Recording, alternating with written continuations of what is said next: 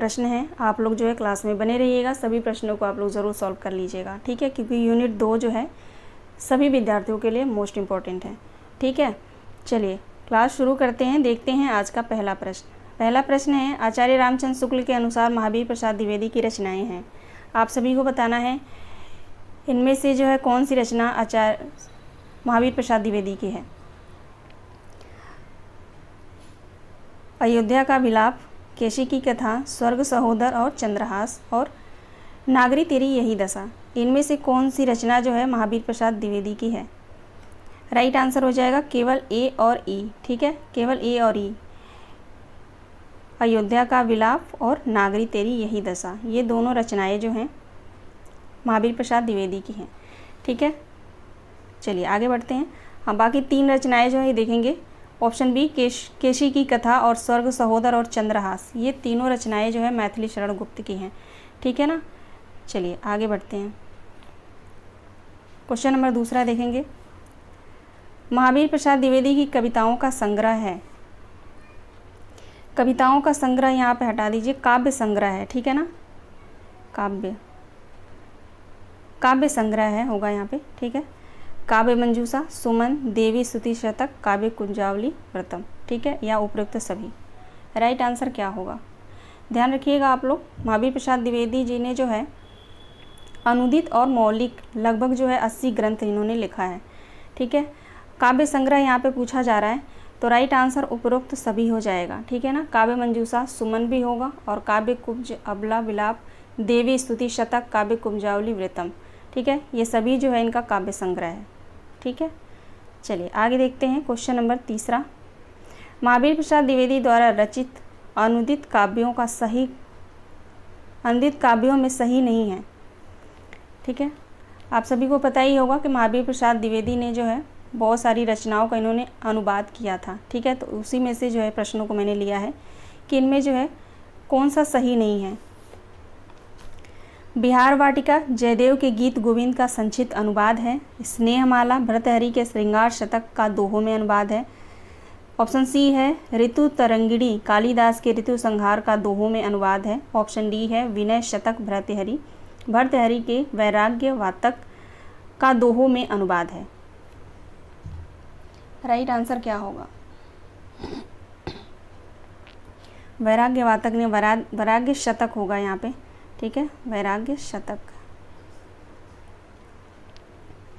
Question number 3 का right answer क्या होगा, राइट आंसर ऑप्शन सी हो जाएगा, ठीक है, ऑप्शन सी राइट आंसर हो जाएगा। कालिदास के ऋतु संहार का दोहों में अनुवाद नहीं है, छाया अनुवाद है, ठीक है, छाया अनुवाद, ठीक है ना। तो ऑप्शन सी हमारा सही जवाब हो जाएगा। चलिए आगे बढ़ते हैं, अगला प्रश्न देखेंगे। अगला प्रश्न है, अयोध्या सिंह उपाध्याय हरिऔध की रचनाओं को पहले से बाद के क्रम में लगाइए। अयोध्या सिंह उपाध्याय की रचनाओं को पहले से बाद के क्रम में लगाइए।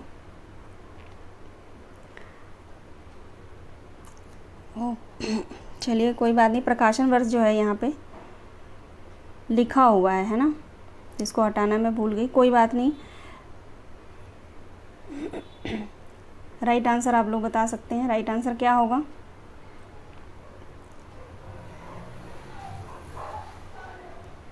राइट आंसर ऑप्शन ए हो जाएगा, ठीक है, BDAEC, ठीक है, पारिजात 1937, ठीक है ना। तो राइट आंसर BDAEC होगा, ठीक है ना। प्रकाशन वर्ष भी आप लोग ध्यान रखिएगा और सभी रचनाएं। क्वेश्चन नंबर 5 देखेंगे। रामचरित चिंतामणि काव्य प्रबंध की रचना किस कवि ने की। रामचरित चिंतामणि प्रबंध काव्य की रचना किस कवि ने की है। रामचरित उपाध्याय ने किया है, राइट आंसर ऑप्शन ए होगा। आगे देखते हैं अगला प्रश्न। रामचरित उपाध्याय की रचना है, आप सभी को बताना है इनमें से रामचरित उपाध्याय की रचना कौन कौन सा है। देवदूत, देवी द्रौपदी और भारत भक्ति, ठीक है, ABC राइट आंसर हो जाएगा, ऑप्शन तीसरा ABC। और भी इनकी रचनाएं आप लोग जानते रहिएगा, राष्ट्र भारती, ठीक है, राष्ट्र भारती, देव सभा, देव सभा भी इनकी रचना है, और विचित्र विवाह, ठीक है, विचित्र विवाह, ये सभी रचनाएं, ठीक है। यानी देवदूत, देवी द्रौपदी, भारत भक्ति, राष्ट्र भारती, देव सभा, विचित्र विवाह, ये सभी रचनाएं जो है रामचरित उपाध्याय के हैं, ठीक है, क्योंकि शुक्ल जी ने भी इन सभी रचनाओं को जो है माना है, ठीक है, उनकी बुक से ही है, ठीक है ना। तो आप लोग ध्यान रखिएगा। क्वेश्चन के हिसाब से राइट आंसर ऑप्शन तीसरा हो जाएगा ABC। चलिए आगे देखते हैं। अगला प्रश्न है, इनकी कथा वस्तु एक महाकाव्य क्या अच्छे प्रबंध काव्य के लिए भी अपर्याप्त है? उपयुक्त कथन शुक्ल जी ने किस ग्रंथ के बारे में कहा है? तो ध्यान रखिएगा आप लोग, ऑप्शन सी राइट आंसर हो जाएगा। प्रिय प्रवास के बारे में कहा है। अयोध्या सिंह उपाध्याय की रचना है प्रिय प्रवास, जिसका प्रकाशन वर्ष है 1914, ठीक है। अगला प्रश्न देखेंगे, क्वेश्चन नंबर 8। रामचंद्र शुक्ल के अनुसार इनमें से कौन कवि द्विवेदी मंडल के कवि नहीं हैं? ठीक है, राइट आंसर क्या होगा? इनमें से जो है कौन कवि द्विवेदी मंडल में नहीं आते हैं?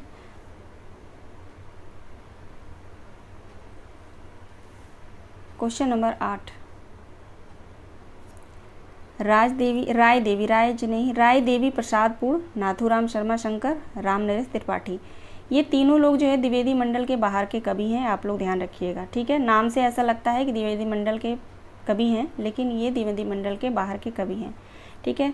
लोचन प्रसाद और रामचरित उपाध्याय, ठीक है, ये दोनों लोग द्विवेदी मंडल के अंतर्गत आते हैं, ठीक है। तो कौन से कवि जो है द्विवेदी मंडल के नहीं हैं पूछा गया है, ठीक है।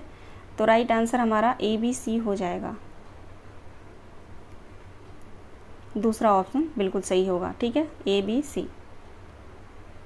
क्वेश्चन नंबर 9 देखेंगे।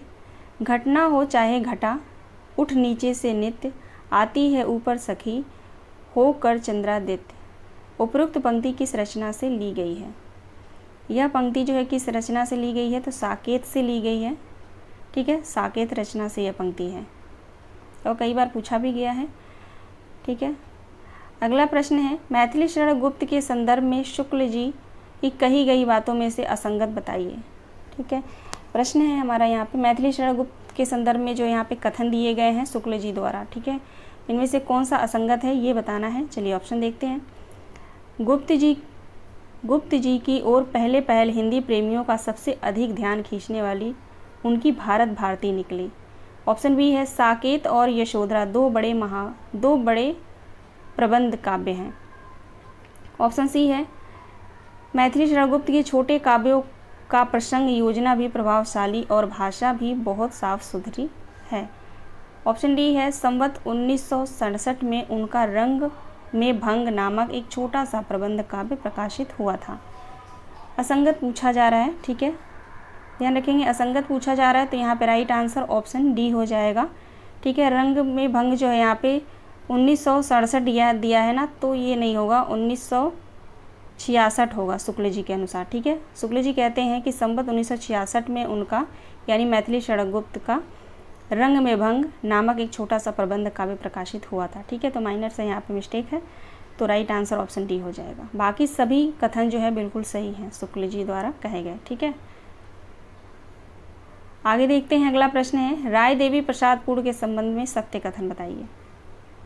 ये भी शुक्ल के अनुसार ही है, ठीक है। राय देवी प्रसादपुर के संबंध में सत्य कथन बताना है, क्वेश्चन नंबर 11।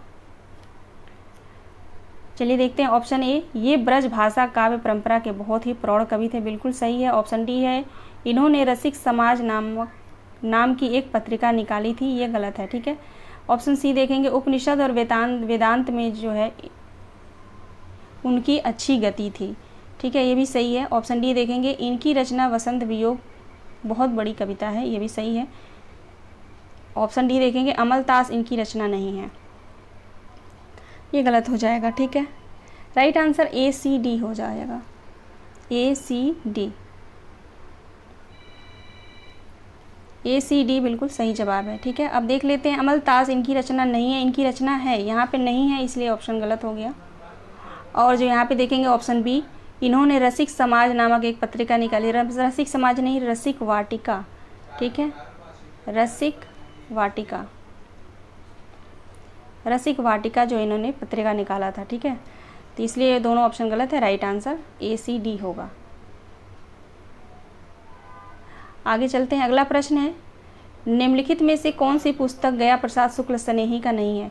खास करके आप लोग ध्यान रखिएगा, ये सभी रचनाएं जो यहाँ पे मैं क्लास ले रही हूँ, इसमें जो सभी रचनाएं हैं ना, शुक्ल की पुस्तक से लिया गया है, ठीक है। तो उस पुस्तक को आप लोगों ने अगर नहीं पढ़ा है तो रिवीजन नहीं कर पाए हैं, तो इन प्रश्नों को आप लोग ज़रूर नोट डाउन कर लीजिएगा, क्योंकि प्रश्न जो यहीं से पूछा जाता है, ठीक है ना। अगर आप लोग प्रीवियस ईयर क्वेश्चन को आप सॉल्व कर रहे होंगे तो देखेंगे कि यहाँ से ही जो क्वेश्चन ज़्यादातर पूछा जाता है, ठीक है। निम्नलिखित में से कौन सी पुस्तक गया प्रसाद शुक्ल स्नेही का नहीं है, तो ऑप्शन डी स्वप्न राम नरेश त्रिपाठी का है ना, राम नरेश त्रिपाठी का है। बाकी प्रेम पचीसी, कुसुमांजलि, कृषक क्रंदन, ये तीनों रचनाएं जो हैं गया प्रसाद शुक्ल स्नेही के हैं। आगे चलते हैं, अगला प्रश्न है, निम्नलिखित रचनाओं को सुमेलित कीजिए। इन रचनाओं को सुमेलित करना है। चलिए देखते हैं, द्वारका प्रसाद मिश्र का हो जाएगा कृष्णायन, ठीक है। कृष्णायन से आप लोग द्वारका प्रसाद ऐसे मैच करके याद रखिएगा। बलदेव कृष्ण का हो जाएगा, बलदेव मिश्र प्रसाद मिश्र का हो जाएगा साकेत संत। उदय शंकर भट्ट का होगा तक्षशिला। प्रताप नारायण पुरोहित का हो जाएगा नल नरेश, ठीक है ना।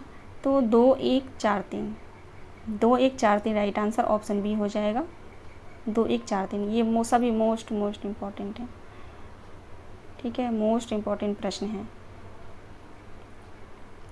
आगे चलते हैं, अगला प्रश्न देखेंगे, सन 1928 ईस्वी में किस कवि ने माघ की रचना शिशुपाल वध के 2 सर्गों का हिंदी माघ नाम से अनुवाद किया।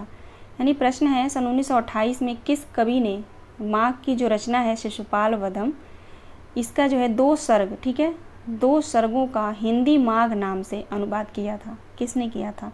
गिरधर शर्मा ने, लाला भगवान दीन ने, रामदेवी प्रसाद पूर्ण ने, लोचन प्रसाद पांडे ने। जो विद्यार्थी बिल्कुल गहराई से पढ़ते हैं वो इन प्रश्नों का जो है कीमत ज़रूर जानेंगे, ठीक है, क्योंकि ये ऐसे हवाई में ये प्रश्न को आप लोग नहीं कर पाओगे, ठीक है। जो डीप में पढ़ेगा, अच्छे से पढ़ेगा ध्यानपूर्वक, वही इन प्रश्नों को सही आंसर लगा पाएगा, ठीक। तो आप लोगों से यही निवेदन है कि इन प्रश्नों को ज़रूर आप लोग नोट डाउन कर लीजिएगा। अगर नहीं पता है तो जिनको पता है तो कोई बात नहीं, रिवीजन कर लेंगे। क्वेश्चन नंबर 14 का राइट आंसर क्या होगा? गिरधर शर्मा ने, ठीक है। गिरधर शर्मा ने जो है माघ कवि की रचना जो शिशुपाल वधम है उसके 2 सर्गों का इन्होंने अनुवाद किया था हिंदी माघ नाम से, ठीक है ना। चलिए आगे देखते हैं, नायिका भेद वर्णन के विरोधी कवि कौन है? नायिका भेद वर्णन के विरोधी कवि कौन माने जाते हैं? मैथिली शरण गुप्त, आचार्य महावीर प्रसाद द्विवेदी, अयोध्या सिंह उपाध्याय, हरिऔध, जगन्नाथ दास रत्नाकर। तो नायिका भेद वर्णन के विरोधी कवि आप लोग को पता ही होगा, महावीर प्रसाद द्विवेदी हैं, है ना। मौसम ख़राब होने के कारण इतना कोल्ड हो गया है, समझ जाइए, क्या ही बताऊँ मैं। अगला प्रश्न देखेंगे, श्रीधर पाठक की कौन सी रचना ब्रज भाषा में है? आप सभी को बताना है श्रीधर पाठक की कौन सी रचना ब्रज भाषा में है।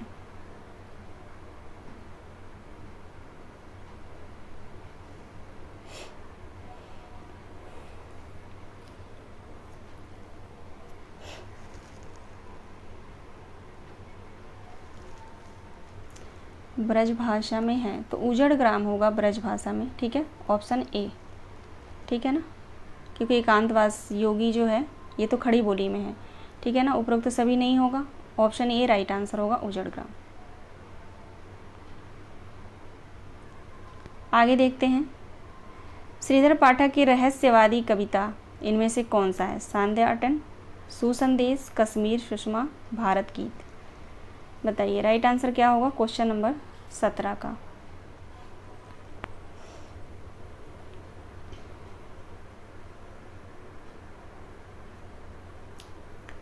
रहस्यवादी कविता है सुसंदेश, ठीक है, सुसंदेश इसका राइट आंसर होगा, ठीक है ना। चलिए आगे बढ़ते हैं, अगला प्रश्न है, अयोध्या सिंह उपाध्याय हरिऔध की प्रथम रचना कौन सा है?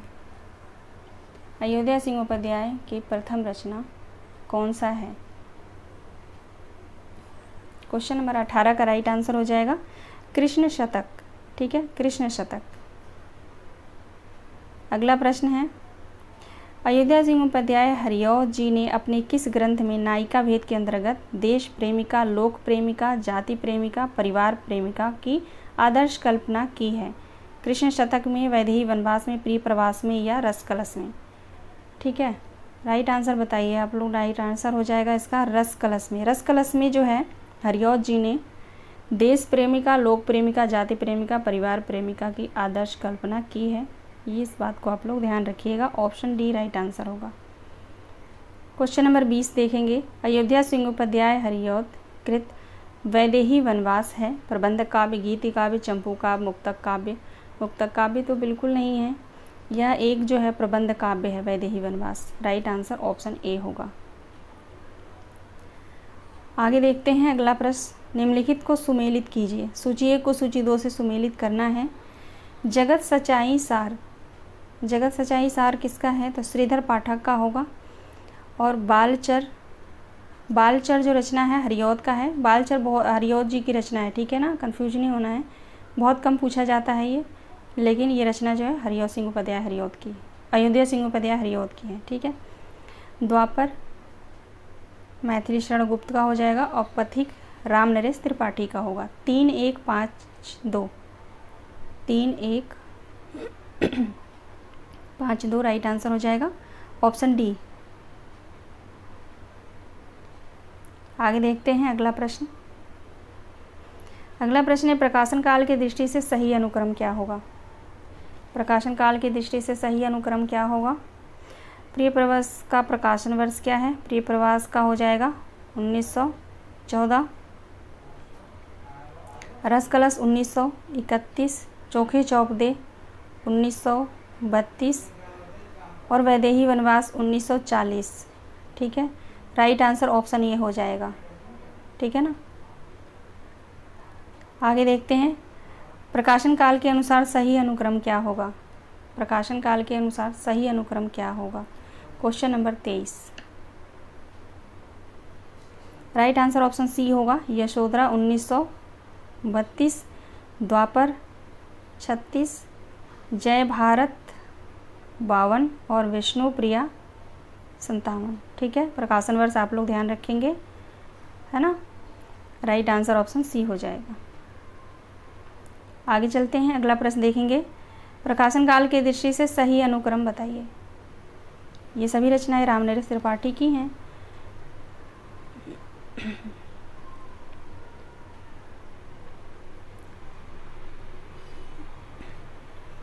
राइट आंसर क्या होगा क्वेश्चन नंबर 24 का?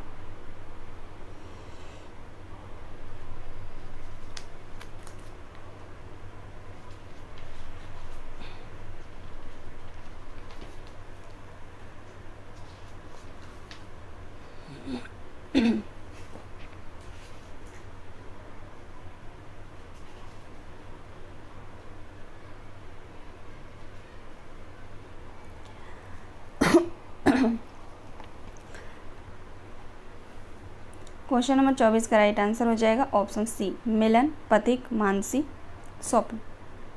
ठीक है, ये जो है राइट आंसर हो जाएगा। प्रकाशन वर्ष आप लोग देख लीजिएगा थोड़ा। ठीक है, मिलन का मेरे ख्याल से 1917 है, पथिक का 1920 है, मानसी का भी मुझे नहीं याद आ रहा। ठीक है ना, आप लोग देख लीजिएगा। राइट आंसर जो है सी होगा। ठीक है ना। चलिए आगे बढ़ते हैं। अगला प्रश्न है, अधिकार खोकर बैठना यह दुष्कर्म है, यह कथन किसका है? अधिकार खोकर बैठना महादुष्कर्म है, ये किसने कहा है?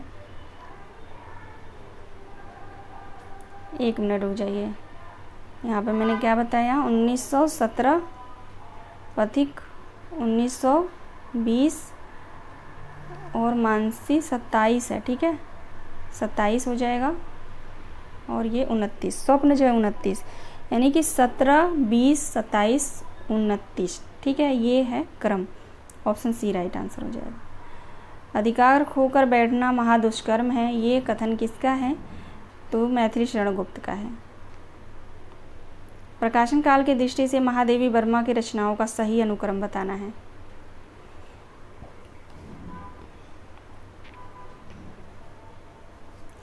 निहार कब का है इनका? 1930 और रश्मि 32, नीरजा 35, सांदी गीत 36, है ना। राइट आंसर हो जाएगा ऑप्शन सी। यहाँ से प्रश्न रिपीट ज़रूर होगा, आप लोग पक्का देख लीजिएगा, इसलिए प्रकाशन वर्ष आप लोग ध्यान रखेंगे। 27, क्वेश्चन नंबर 27, महादेवी वर्मा की कौन सी रचना जो है बौद्ध दर्शन से प्रभावित है? इनमें से कौन सी रचना जो है बौद्ध धर्म से प्रभावित है? ऑप्शन डी, रश्मि। अगला प्रश्न देखेंगे, निराला की रचना तुम और मैं कविता है ये, ठीक है, तुम और मैं निराला की कविता है। इसमें जो है प्रेम संबंधी गीत है, निर्गुण विचारधारा का प्रभाव है, या शोषित वर्ग की कटु आलोचना की गई है, या सर्वहारा वर्ग के प्रति सहानुभूति है। राइट आंसर क्या होगा क्वेश्चन नंबर 28 का? तो इसमें जो है निर्गुण विचारधारा का प्रभाव मिलता है, ठीक है। तुम और मैं जो कविता है सूर्यकांत त्रिपाठी निराला का, इसमें निर्गुण विचारधारा का प्रभाव मिलता है। पूछा जा सकता है कि निराला के किस कविता में जो है निर्गुण विचारधारा का प्रभाव मिलता है, तो आप लोग ध्यान रखिएगा, ठीक है ना। आगे देखते हैं, प्रकाशन काल की दृष्टि से सही अनुक्रम क्या होगा? प्रकाशन काल की दृष्टि से सही अनुक्रम क्या होगा? तो ऑप्शन डी राइट होगा, बीड़ा, पल्लव, गुंजन, ग्राम्या, रजत शिखर। इन सब का प्रकाशन वर्ष आप लोग कमेंट करके बताइएगा, ठीक है। अगला प्रश्न देखेंगे, हिंदी में नवचेतनावाद का प्रचारक कौन है? नवचेतनावाद के प्रचारक कौन माने जाते हैं हिंदी साहित्य में? सुमित्रा नंदन पंत, ठीक, सुमित्रा नंदन पंत सही जवाब है। क्वेश्चन नंबर 31 देखेंगे, प्रसाद की किस कृति में यज्ञ की क्रूरता यानी हिंसा को निंदनीय और घृणित बताते हुए मनुष्य का वास्तविक धर्म मानवता बताया गया है? करुणालय में, कानन कुसुम, चित्राधार, लहर। आप सभी को भली बात परिचित है इन सभी रचनाओं से, ठीक है। जो यूजीसी नेट के विद्यार्थी हैं उन सभी के लिए जो है ये क्वेश्चन जो है हलवा है, कुछ क्वेश्चन इसमें जो है बिल्कुल हलवा है, उनको बहुत अच्छे से पता है, ठीक है ना। तो ये कथन जो है किस रचना से है? Question number 31 करुणालय। आगे बढ़ते हैं, क्वेश्चन नंबर 32 देखेंगे, जयशंकर प्रसाद की रचनाओं के प्रकाशन काल का सही अनुक्रम क्या होगा? सही अनुक्रम क्या होगा? झरना कब का है? 1918, आंसू 25, लहर 33, कामायनी 35, ठीक है। कहीं कहीं 36 भी आपको कामायनी मिलेगा, लेकिन सर्वमान्य रूप से जो है 35 ही माना गया है, आयोग ने भी 35 ही माना है, 1935, ठीक है ना। तो ऑप्शन ए राइट आंसर हो जाएगा। आगे बढ़ते हैं, अगला प्रश्न देखेंगे, कामायनी के किन सर्गों में पूंजीवादी सभ्यता और वर्ग संघर्ष का संकेत मिलता है? ईर्ष्या और कर्म, इड़ा और लज्जा, स्वप्न और संघर्ष, चिंता और आशा। कामायनी में कितने सर्ग हैं? 15 सर्ग हैं, ठीक है। आप सभी को बताना है कामायनी के किन सर्गों में पूंजीवादी सभ्यता और वर्ग संघर्ष का संकेत मिलता है? ऑप्शन सी राइट आंसर होगा, स्वप्न और संघर्ष। अगला प्रश्न है, लहर में संकलित सबसे लंबी कविता कौन सी है? लहर में कितनी कविताएं संकलित हैं? तो 4, ठीक है, 4 लंबी कविताएं संकलित हैं, लेकिन सबसे लंबी कविता कौन सी है इनमें से ये बताना है, ठीक है। क्वेश्चन नंबर 34, प्रलय की छाया, ऑप्शन डी। आगे देखेंगे, प्रसाद कृत प्रलय की छाया की विषय वस्तु के केंद्र में है महाराणा प्रताप का पराभव, पद्मिनी का अग्निदाह, रानी कमलावती का मानसिक द्वंद्व या जल प्रलय। यूनिट 2 को आप लोग अच्छे से तैयार कर लीजिएगा, क्योंकि यूनिट 2 से जो है मैंने पहले ही बताया था 21, 22, 25, 30, 31, ठीक है। इस बार तो 31 प्रश्न, इतने प्रश्न जो है हर बार आता है, ठीक है ना। यानी 25 से 30 मान लीजिए, अगर हम बीच की बात करें तो 25 से 30 क्वेश्चन, ठीक है, क्वेश्चन आप लोग मान के चलिए। इतना आता है यूनिट सेकेंड से, ठीक है ना, यूनिट सेकेंड से। तो यूनिट सेकेंड को जो है आप लोग अच्छे से पढ़ लीजिएगा, हिंदी साहित्य का इतिहास ग्रंथ खास करके। अभी तो मैं अभी छायावाद, प्रगतिवाद, भारतीय हिंदू युग, द्विवेदी युग, इन सब से क्वेश्चन करा रही हूँ। इन सब से कम ही प्रश्न आते हैं, लेकिन आते हैं तो बिल्कुल प्रमाणित तथ्यों पर आधारित आते हैं, और वही मैं करा रही हूँ, ठीक है ना।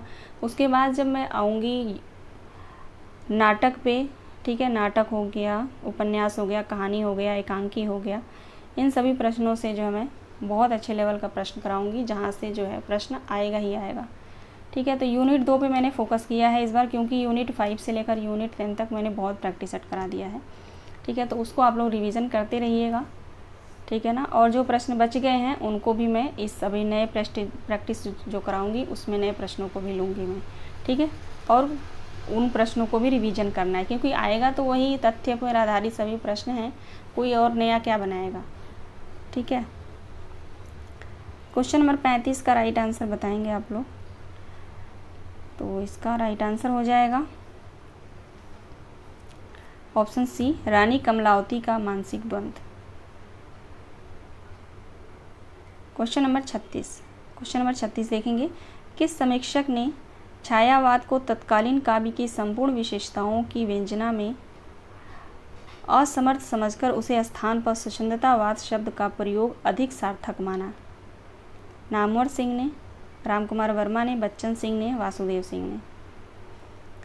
किस आलोचक ने छायावाद को तत्कालीन काव्य की संपूर्ण विशेषताओं की व्यंजना में असमर्थ समझकर उसके स्थान पर क्या माना? स्वच्छंदतावाद शब्द का प्रयोग जो है अधिक सार्थक माना है। किसने माना? ऐसा कौन कर सकता है? बच्चन सिंह, ठीक है, बच्चन सिंह, क्योंकि बच्चन सिंह जो है आचार्य रामचंद्र शुक्ल के जितने भी कथन हैं उससे जो है बहुत प्रभावित हैं। आचार्य रामचंद्र शुक्ल जो है इनके फेवरेट हैं, ठीक है। तो कोई भी कथन अगर शुक्ल से रिलेटेड आए और इनको टारगेट करके पूछा जाए, किसी और आलोचक को टारगेट करके पूछा जाए कि किसने कहा है, किसने उसको सही माना है, तो बच्चन सिंह राइट आंसर होंगे, हमेशा आप लोग ध्यान रखिएगा, ठीक है। क्वेश्चन नंबर 37 देखेंगे, जयशंकर प्रसाद की किस रचना में प्रकृति विषयक, भक्ति विषयक और प्रेम विषयक कविताएं संकलित हैं? प्रकृति विषयक, भक्ति विषयक और प्रेम विषयक, ये सभी कविताएं जो हैं जयशंकर प्रसाद के किस रचना में संकलित हैं? ऑप्शन ए, कानन कुसुम, ठीक है, कानन कुसुम।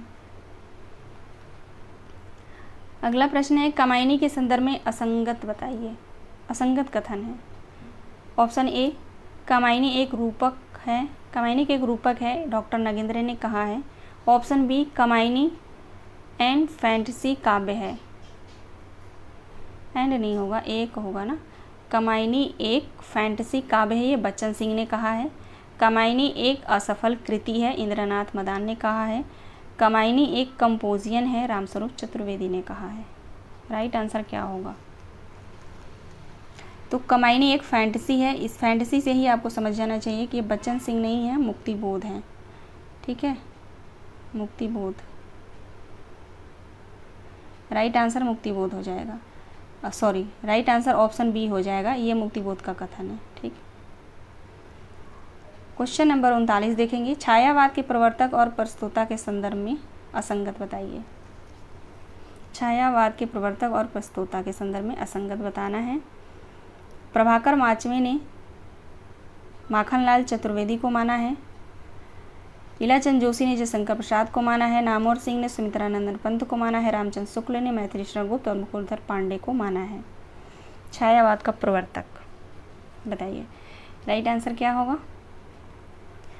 तो नामवर सिंह ने जो है सुमित्रानंदन पंत को नामवर सिंह ने नहीं माना है।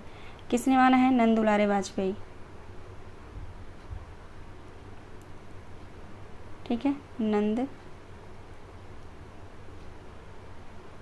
नंद दुलारे वाजपेयी ने माना है, ठीक है ना। तो ऑप्शन सी राइट आंसर हो जाएगा। आज का लास्ट प्रश्न है, छायावाद की निम्नलिखित विशेषताएं हो सकती हैं। विशेषक विपर्य, स्वच्छंद भावावेश, मूर्त विधान या इतिवृत्तात्मकता। तो इतिवृत्तात्मकता तो नहीं हो सकता, यह PYQ का क्वेश्चन है। ठीक है, बार बार रिपीट हुआ है तो मैंने इस प्रश्न को लिया ताकि आपके जो है आप लोगों के माइंड में रहे ये प्रश्न। राइट आंसर ABC हो जाएगा। ठीक है ना, ABC यहाँ पे होना चाहिए था। 1 2 3 मान लीजिए, ऑप्शन A 1 2 3। पहला प्रश्न है मिश्र बंधु विनोद के संबंध में असत्य कथन बताइए। मिश्र बंधु विनोद के संबंध में असत्य कथन बताना है। ऑप्शन A है मिश्र बंधु विनोद का प्रथम 3 भाग 1934 में प्रकाशित हुआ था। ऑप्शन B है इसमें लगभग 4551 कवियों को शामिल किया गया है। ऑप्शन C है मिश्र बंधु विनोद जो है 3 भाई थे। ऑप्शन D है मिश्र बंधुओं ने संपूर्ण इतिहास को 5 कालों में विभक्त किया है। अब इसमें असत्य क्या है ये आपको बताना है। तो राइट आंसर हो जाएगा ऑप्शन A, मिश्र बंधु विनोद का प्रथम 3 भाग 1934 में नहीं 1913 में प्रकाशित हुआ था और इसका चौथा भाग जो है 1934 में। ठीक है, चौथा भाग 1934 में प्रकाशित हुआ था, ये आप लोग ध्यान रखिएगा। ठीक है, तो असत्य कथन पूछा गया है तो राइट आंसर ऑप्शन A हो जाएगा। ठीक, चलिए आगे देखते हैं दूसरा प्रश्न। दूसरा प्रश्न है प्रकाशन वर्ष के अनुसार निम्नलिखित रचनाओं को पहले से बाद के क्रम में लगाइए। आप सभी को पता है मैं जो है 2021 से लेकर 2024 तक के सभी प्रश्नों को मैंने सॉल्व किया है, PYQ सॉल्व किया है, और जो मेरे हिसाब से मुझे लगा कि ये प्रश्न आ सकता है। ठीक है, कुछ प्रश्न रिपीट भी हुए हैं लेकिन हर बार रिपीट नहीं होगा। कुछ नए प्रश्नों को मैंने लिया है तो मुझे ऐसा पूरा विश्वास है, पता नहीं मुझे ऐसा लगता है कि ये प्रश्न आएगा, तो उन प्रश्नों को मैंने लिया है, बनाया है खुद से। ठीक है, तो खास करके ये जो प्रश्न आप दूसरा प्रश्न आप लोग जो देख रहे हैं और अभी पहला प्रश्न भी मैंने ही बनाया। ठीक है, तो इन प्रश्नों को आप लोग ज़रूर ध्यान रखिएगा। प्रकाशन वर्ष के हिसाब से इन प्रश्नों को जो है क्रम में लगाना है।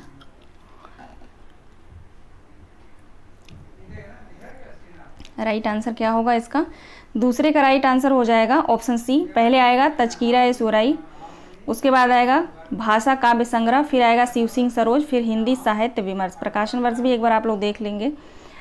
तज़किरा-ए-शुराई जो है इसका जो है प्रकाशन वर्ष है 1848 और भाषा काव्य संग्रह इसका प्रकाशन वर्ष है 1873। ठीक है, 1873 प्रकाशन वर्ष याद रखिएगा आप लोग। और शिव सिंह सेंगर इसका प्रकाशन वर्ष है 1883 आप लोगों को भली। हिंदी साहित्य विमर्श इसका प्रकाशन वर्ष है 1923। ठीक है, ये है पद्मलाल पुन्नालाल बख्शी का। मैं ऊपर चली गई, बाहर कोई बोल रहा है ना, डिस्टर्बेंस होती है, समझते नहीं हैं लोग, क्या बोलूँ मैं इनको। ठीक है, राइट आंसर ऑप्शन C हो जाएगा। ठीक है, एक बार आप लोग रिपीट करके देख लेंगे। चलिए आगे देखते हैं। तीसरा प्रश्न है निम्नलिखित रचनाओं को प्रकाशन वर्ष के अनुसार सही मिलान कीजिए। निम्नलिखित रचनाओं को उनके प्रकाशन वर्ष के साथ सही मिलान कीजिए। राइट आंसर क्या होगा क्वेश्चन नंबर 3 का?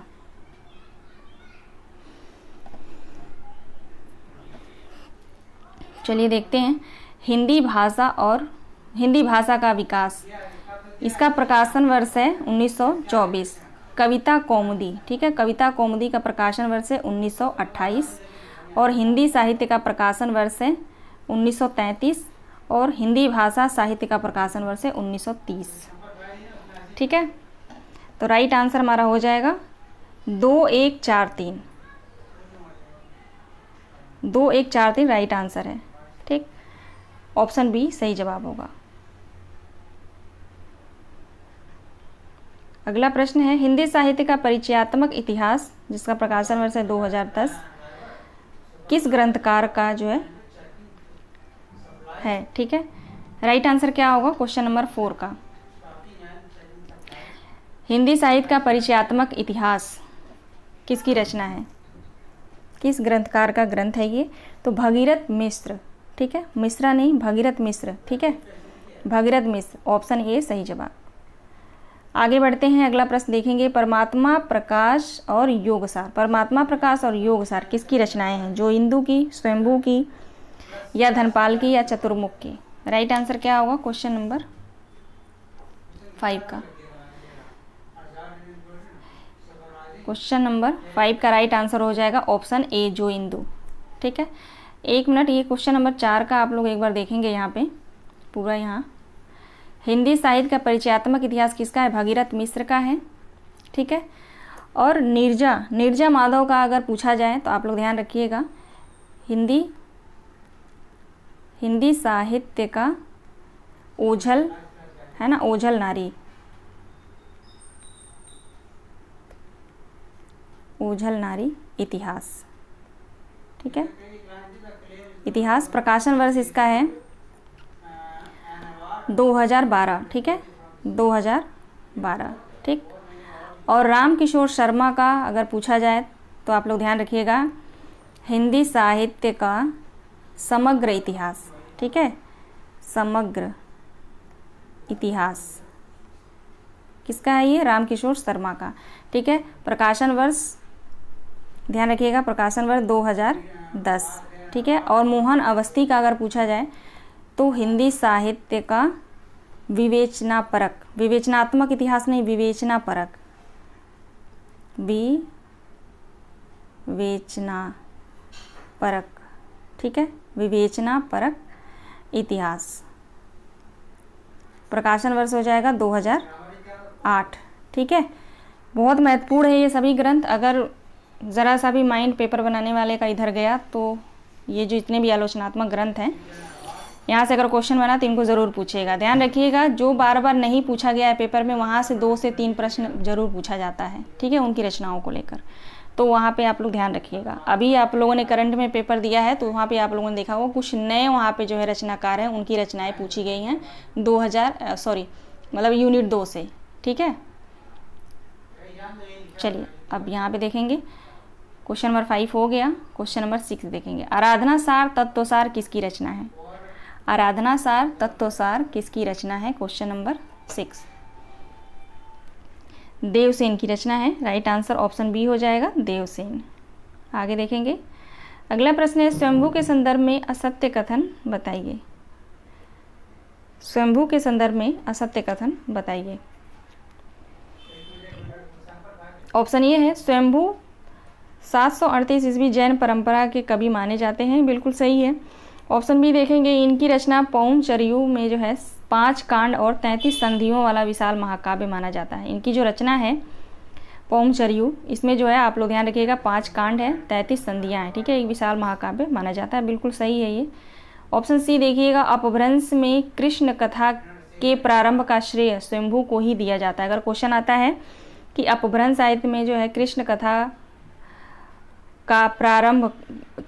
का प्रारंभिक श्रेय किसे दिया जाता है, तो स्वयंभू हो जाएंगे। ठीक है, ऑप्शन डी देखेंगे, इन्होंने अपनी भाषा को पुरानी भाषा कहा है।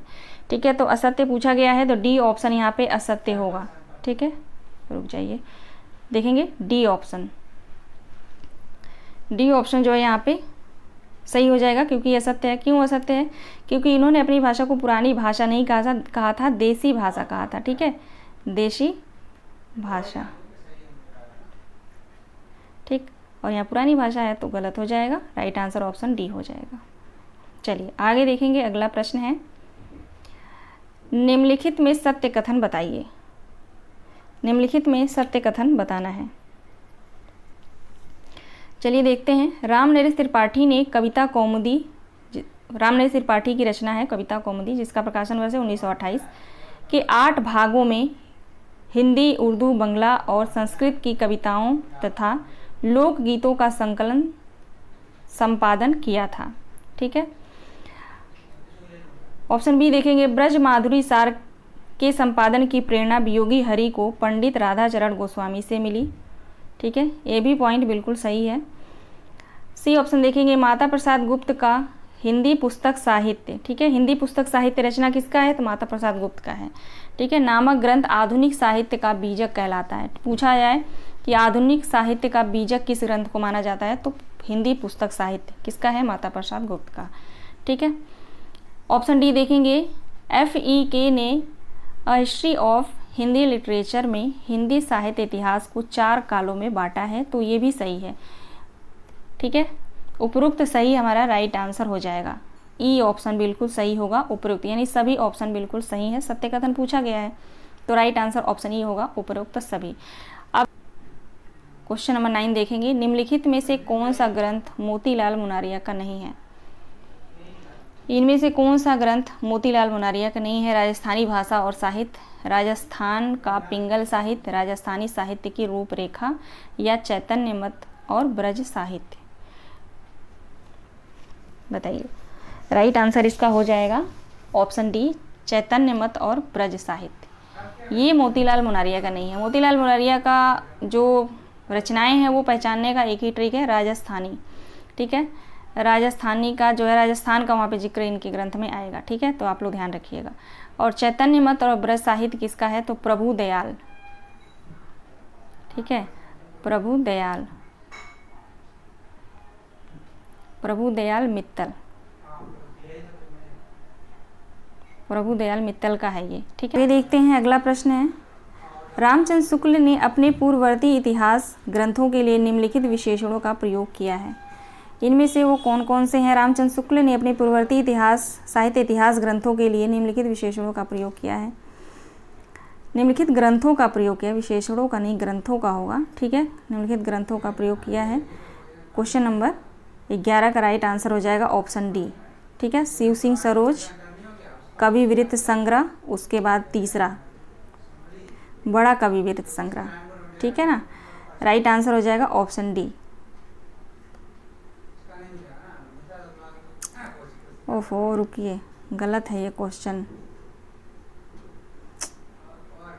टाइपिंग में मिस्टेक है यहाँ पे।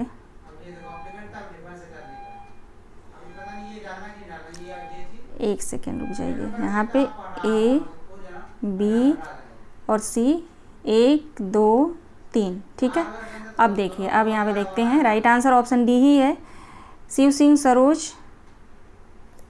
शिव सिंह सरोज को जो है कवि वृत्त संग्रह और द मॉडर्न वर्नाकुलर लिटरेचर जो है, बड़ा कवि वृत्त संग्रह, और मिश्र बंधु विनोद प्रकांड कवि वृत्त संग्रह। ठीक है, तो 1 2 3 राइट आंसर हो जाएगा। ठीक है, अगर इस क्वेश्चन में कोई डाउट है तो आप लोग मुझे मैसेज करिएगा। ठीक है, तो मुझे लग रहा थोड़ा सा मुझे टाइपिंग में गलती लग रही है कहीं ना कहीं, लेकिन राइट आंसर जो है मैंने सही बताया है। तो अगर इस प्रश्न में अगर आप लोगों को डाउट है तो मुझसे ज़रूर आप लोग टेलीग्राम पे बताइएगा। ठीक है, राइट आंसर डी ही होगा, 1 2 3। आगे देखिए अगला प्रश्न। अगला प्रश्न है, रामचंद्र शुक्ल ने अपने हिंदी साहित्य का इतिहास में लिखा है। ठीक है, आचार्य रामचंद्र शुक्ल के अनुसार जो है यहाँ हिंदी साहित्य के इतिहास ग्रंथ में क्या लिखा है ये बताना है। ऑप्शन 1 देखेंगे, किसी काल विस्तार को लेकर यूं ही पूर्व और उत्तर नाम देकर 2 हिस्से कर डालना ऐतिहासिक विभाग नहीं कहला सकता। दूसरा ऑप्शन है, इतिहास की पुस्तक में किसी कवि की पूरी क्या अधूरी आलोचना भी नहीं हो सकती। ऑप्शन तीसरा है, रीतिकाल के कवियों के परिचयात्मक विवरण मैंने प्रायः शिव सिंह सरोज से ही लिया है। तो ये ऑप्शन बिल्कुल सही है। चौथा देखेंगे, वर्तमान लेखकों और कवियों के संबंध में कुछ लिखना अपने सिर एक बला मोल लेना ही जान पड़ता था। राइट आंसर क्या होगा? हिंदी साहित्य के इतिहास ग्रंथ आप लोगों ने पढ़ा है तो तुरंत पकड़ लेंगे इसको। राइट आंसर हो जाएगा ऑप्शन बी, 1 2 और 4। ठीक है, पहला, दूसरा और चौथा।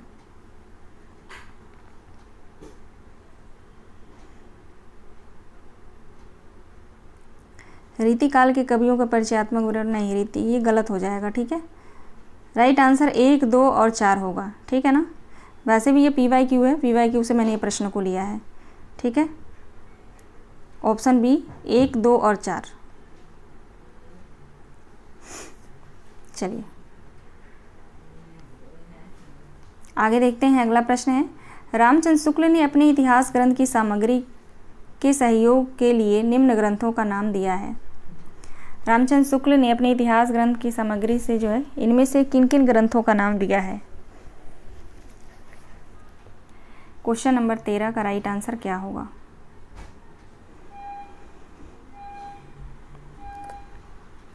सी ऑप्शन बिल्कुल सही होगा। मिश्र बंधु विनोद, हिंदी गोविंद रत्नमाला, कविता कौमुदी और ब्रज माधुरी सार।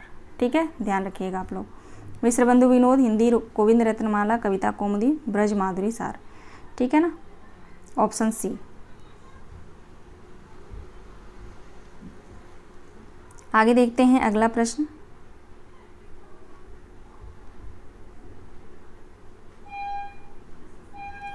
असंगत युग्म को अलग कीजिए। असंगत युग्म इसमें जो छांटना है, भाषा काव्य संग्रह श्याम सुंदर दास का है, a sketch of Hindi literature Edwin Greaves का है, a history of Hindi literature FEK का है, हिंदी साहित्य विमर्श पद्मलाल पुन्नालाल बख्शी का है। इसमें असंगत कौन सा है ये बताना है। तो असंगत जो है ऑप्शन ए हो जाएगा, भाषा काव्य संग्रह श्याम सुंदर दास का नहीं है। ठीक है, तो राइट आंसर ऑप्शन ए होगा। बाकी सभी ऑप्शन बिल्कुल सही हैं। अगला प्रश्न है, उक्ति व्यक्ति प्रकरण ग्रंथ का विषय क्या है? उक्ति व्यक्ति प्रकरण ग्रंथ का विषय क्या है? क्वेश्चन नंबर 15 व्याकरण। ठीक है। क्वेश्चन नंबर 16 8वीं शताब्दी के कवि नहीं हैं। आप सभी को बताना है 8वीं शताब्दी के कवि नहीं हैं। क्वेश्चन नंबर 16 का राइट आंसर हो जाएगा ऑप्शन बी हेमचंद्र। ठीक है, अगला प्रश्न देखेंगे। अगला प्रश्न है, संदेशौ सबिथरऊ पर हम कहू न जाई, जे कालांगुन मुन दऊ सो बाड़ई समझाई समाई। इन काव्य पंक्तियों के रचनाकार कौन हैं? ये काव्य पंक्तियां किस रचनाकार की हैं? राइट आंसर क्या होगा क्वेश्चन नंबर 17 का? Option B. Option B right answer हो जाएगा अदनमाड़। ठीक है, आगे देखते हैं अगला प्रश्न। निम्नलिखित रचनाओं को उनके रचनाकारों के साथ सुमेलित कीजिए। निम्नलिखित रचनाओं को उनके रचनाकारों के साथ सुमेलित कीजिए। चलिए देख लेते हैं। जयमंग जस चंद्रिका किसका है? तो मधुकर कवि का है ना। पृथ्वीराज रासो चंद्रवरदाई का है, और श्रावकाचार देवसेन का हो जाएगा, और नेमिनाथ रास जो है सुमतिगढ़ का हो जाएगा। ठीक है, तो 2 4 1 3 2 4 1 3 राइट आंसर हो जाएगा ऑप्शन बी।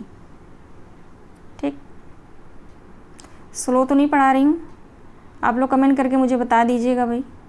ठीक है, इसी वीडियो जो भी आप लोगों का कमेंट हो वो जो है वीडियो के डिस्क्रिप्शन बॉक्स में आप लोग जो है बता दीजिएगा, कमेंट बॉक्स में बता दीजिएगा, या तो टेलीग्राम चैनल पे। ठीक है, चलिए देखते हैं क्वेश्चन नंबर 19। प्रकाशन वर्ष के अनुसार निम्नलिखित रचनाओं का सही अनुक्रम क्या होगा? प्रकाशन वर्ष के अनुसार निम्नलिखित रचनाओं का सही अनुक्रम क्या होगा?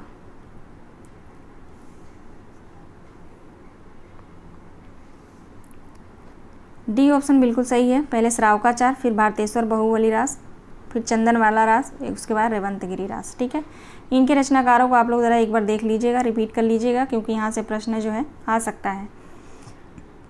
ठीक है, ऑप्शन डी राइट आंसर होगा।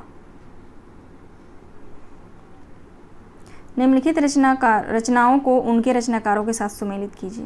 निम्नलिखित रचनाओं को उनके रचनाकार के साथ सुमेलित कीजिए। प्रबंध चिंतामणि किसका है? तो जौनाचार्य मेरुतुंग का है। रणमल छंद जो है श्रीधर का हो जाएगा, और जयचंद्र प्रकाश किसका है? तो भट्ट केदारनाथ का है, और जयमंग जस चंद्रिका जो है मधुकर कवि का है। ठीक है, तो 2 1 4 3 ऑप्शन ए 2 1 4 3 राइट आंसर है। आगे देखते हैं अगला प्रश्न। पुरुष परीक्षा किस कवि की रचना है? पुरुष परीक्षा किस कवि की रचना है? विद्यापति की है। ठीक है, पुरुष परीक्षा जो है विद्यापति की रचना है। आगे देखते हैं अगला प्रश्न। पद्मावत को अन्योक्ति के स्थान पर जब प्रायः समायोक्ति माना जाने लगा, क्योंकि पद्मावत को अनयुक्त के स्थान पर जो है अब प्रायः समायुक्त माना जाने लगा। क्यों? क्योंकि इसका राइट आंसर हो जाएगा ऑप्शन बी, क्योंकि पद्मावत में उपसंहार का पद जो अनयुक्त का आधार है उससे आलोचकों ने प्रक्षिप्त सिद्ध कर दिया है। ठीक है, तो ऑप्शन बी राइट आंसर होगा इसका। सीतायन के रचयिता कौन है? किसकी रचना है सीतायन?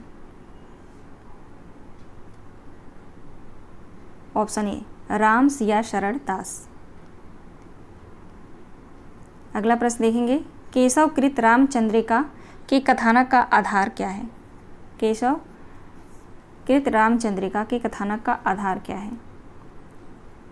वाल्मीकि रामायण। ठीक है, वाल्मीकि रामायण। आगे देखते हैं अगला प्रश्न, सूची 1 को सूची 2 से सुमेलित कीजिए। राइट आंसर क्या होगा? Question number 25। प्राण सिंह चौहान का जो है यहाँ पे हो जाएगा पौरुषीय रामायण। ठीक है, और हृदय राम का हो जाएगा हनुमान नाटक। मोस्ट इम्पोर्टेंट है, इसको आप लोग ध्यान रखिएगा, सभी प्रश्न अनिवार्य हैं। ठीक है, और ईश्वर दास का यहाँ पे हो जाएगा भरत मिलाप। ठीक, और नरहरि वारहट का हो जाएगा, एक मिनट, ओहो गलत हुआ यहाँ पे, एक मिनट हो जाइए। प्राण सिंह चौहान का यहाँ पे होगा रामायण महानाटक। ठीक है, अब सही है। प्राण सिंह चौहान का हो जाएगा रामायण महानाटक, हृदय राम का हो जाएगा हनुमान नाटक, और ईश्वर का हो जाएगा भरत मिलाप, और नरहरि वारहट का हो जाएगा पौरुषीय रामायण। ठीक है, ये हुआ सही मिलान। राइट आंसर हो जाएगा 3, 1, 2, 4, option D. Option D right answer होगा, 3, 1, 2, 4। चलिए आगे देखेंगे क्वेश्चन नंबर 26। क्वेश्चन नंबर 26 है, सूरसागर महाकाव्य न होते हुए भी साहित्य में महाकाव्यों के समानांतर स्थान पाने का अधिकारी है, क्योंकि क्वेश्चन नंबर 26 का राइट आंसर क्या होगा? बी जो बिल्कुल जो है सही है। इसके सभी पद अपने आप में स्वतंत्र हैं, फिर भी इसमें कथा सूत्र की प्रबंधात्मकता विद्यमान है। ठीक है, ये राइट आंसर हो जाएगा ऑप्शन बी। भक्ति निर्णय के रचयिता कौन है? भक्ति निर्णय किसकी रचना है? क्वेश्चन नंबर 27 विठल नाथ की है, ऑप्शन सी। आगे बढ़ते हैं, अगला प्रश्न है, नंददास कृत रास पंचाध्यायी को हिंदी का गीत गोविंद किसने कहा? रास पंचाध्यायी किसकी रचना है? तो नंददास की है, लेकिन इसको जो है हिंदी का गीत गोविंद किसने कहा है? किस आलोचक ने कहा है? वियोगी हरि ने कहा है, ध्यान रखेंगे आप लोग, वियोगी हरि। क्वेश्चन नंबर 29 देखेंगे, नंददास की नायिका भेद संबंधी रचनाएं हैं। आप सभी को बताना है इनमें से कौन सी रचना जो है नायिका भेद रचना है। नंददास की रचनाएं हैं सभी। क्वेश्चन नंबर 29 का राइट आंसर हो जाएगा ऑप्शन सी, वीरा मंजरी और रस मंजरी। ये दोनों जो है रचना जो है नायिका भेद रचना है। ठीक है, और नंददास से ज़्यादातर नायिका भेद जो इनकी रचनाएं हैं वो पूछा जाता है, प्रश्न आता ही आता है। ठीक है ना। क्वेश्चन नंबर 30 देखिएगा, निम्नलिखित में से राम भक्ति शाखा के कवि हैं। राम भक्ति शाखा के इनमें से कौन कौन से कवि हैं ये बताना है। और जो भी विद्यार्थी टीजीटी पीजीटी की तैयारी कर रहे हैं ना, उनके लिए तो रामबाण क्लास है ये। ठीक है, तो आप लोग भी देख लीजिएगा, मैं स्टार्टिंग में बताना भूल गई। राम भक्ति शाखा के कवि कौन हैं इसमें? क्वेश्चन नंबर 30,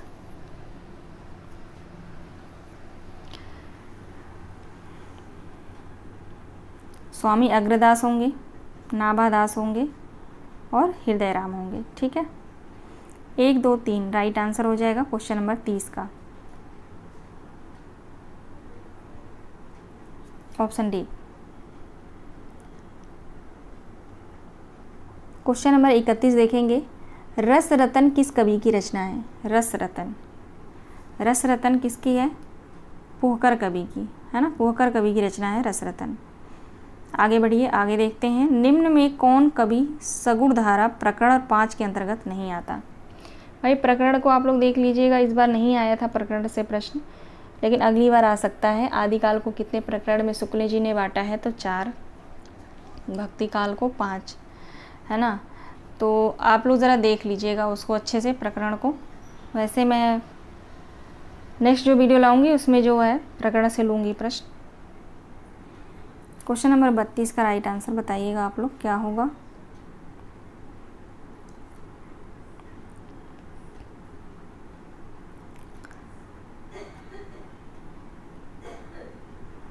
नहीं आते हैं पूछा गया है ना, तो कृपाराम नहीं आते हैं, ठीक है। कृपाराम भक्ति काल को 6 प्रकरण में बांटा है, ठीक है। तो प्रकरण 5 के अंतर्गत जो है कृपाराम नहीं आते, ये प्रकरण 6 के अंतर्गत आते हैं, ठीक है, कृपाराम। तो राइट आंसर ऑप्शन सी हो जाएगा। अगला प्रश्न है, आचार्य रामचंद्र शुक्ल के अनुसार रहीम के संदर्भ में सही नहीं है। क्वेश्चन नंबर 33 का राइट आंसर ई हो जाएगा, ठीक है। चलिए सभी ऑप्शन को देख लेते हैं। ऑप्शन ए है, ये संस्कृत, अरबी और फारसी के पूर्ण विद्वानों और हिंदी काव्य के पूर्ण मर्मज्ञ कवि थे। ऑप्शन बी है, इनका जन्म संवत 1610 में हुआ था।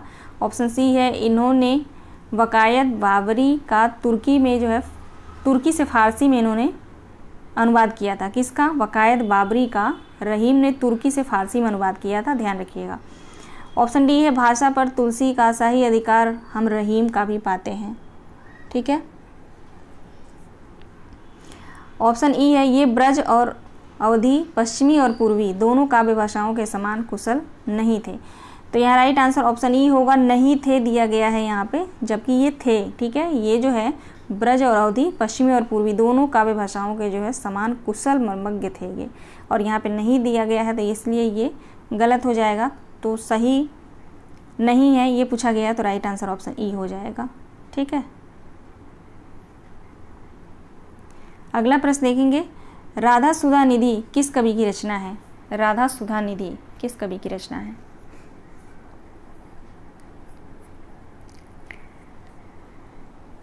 हित हरिवंश का है, ठीक है, हित हरिवंश।